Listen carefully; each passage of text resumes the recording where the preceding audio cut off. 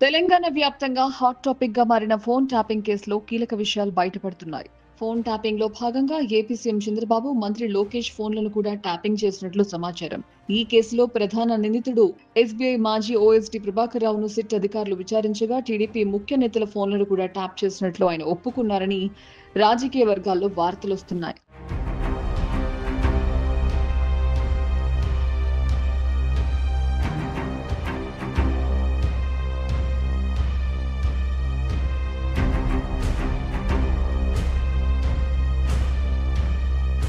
అయితే phone tapping లో కేవలం చంద్రబాబు, లోకేష్ మాత్రమే కాకుండా కాంగ్రెస్, బీజేపీలోని ముఖ్య నేతల ఫోన్లను కూడా ట్యాప్ చేసినట్లు సమాచారం. ప్రస్తుతం ఈ వార్త రెండు తెలుగు రాష్ట్ర రాజకీయాల్లో హాట్ టాపిక్ గా మారింది.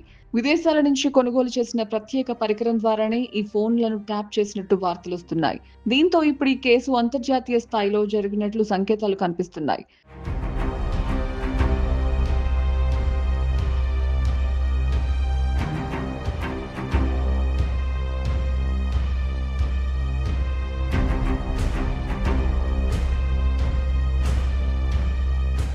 ప్రస్తుతం ఫోన్ ట్యాపింగ్ కేసులో ప్రధాన నిందితుడైన ప్రభాకర్ రావును మరింత లోతుగా విచారించేందుకు సిట్ అధికారులు సన్నద్ధమవుతున్నారు. దీంతో రాజకీయ పరంగా ఈ వ్యవహారం అసలెంత దూరం వెళ్లిపోతుందనే ఆసక్తి ప్రజల్లో నెలకొంది.